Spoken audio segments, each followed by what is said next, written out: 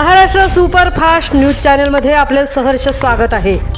खास सत्याची धार लेखणीची महाराष्ट्रातील ताज्या आणि वेगवान बातम्या पाहण्यासाठी आपल्या हक्काचे चॅनल शेअर करा, लाईक करा आणि सबस्क्राईब करा।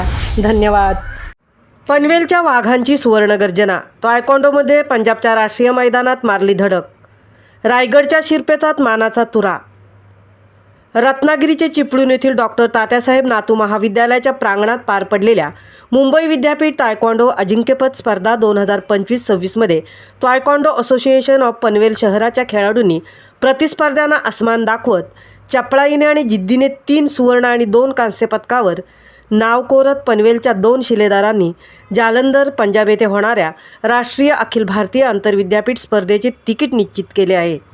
मैदानावरील थरार आणि पदकांची लयलूट। सुवर्ण भरारी।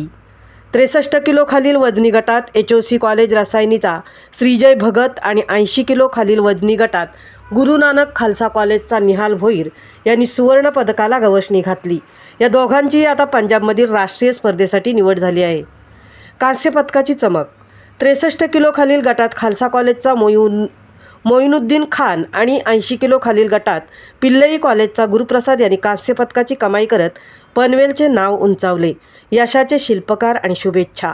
या ऐतिहासिक कामगिरीबद्दल तायक्वांडो असोसिएशन ऑफ महाराष्ट्राचे अध्यक्ष संदीप ओंबसे, अमजद खान गफार, डॉक्टर प्रसाद कुलकर्णी खजिनदार आणि पनवेल शहर तायक्वांडो असोसिएशनच्या अध्यक्षा ॲडव्होकेट प्रज्ञा संदीप भगत, सचिव संजय भोईर, खजिनदार हेमंत कोळी, सहसचिव संदीप भगत तसेच वीर तायक्वांडो असोसिएशन ऑफ पनवेलचे अध्यक्ष हरेश्वर भगत, सदस्य निखिल भोईर यांनी खेळाडूंचे कौतुक केले। कठोर सराव, अंगात संचारलेली जिद्द आणि प्रशिक्षकांच्या अचूक मार्गदर्शन याच्या बळावर पनवेलच्या या तरुणांनी आज मुंबई विद्यापीठावर आपली मोहोर उमटवली आहे। हे यश केवळ पदकापुरते मर्यादित नसून पनवेलच्या मातीतील खेळाडू आता राष्ट्रीय क्षितिजावर चमकण्यासाठी सज्ज झाले आहेत। पंजाबच्या मातीत जेव्हा हे खेळाडू उतरतील तेव्हा त्यांच्या प्रत्येक हालचालीत साऱ्या रायगडचा विश्वास आणि हजारो पनवेलकरांचे आशीर्वाद सोबतीला असतील।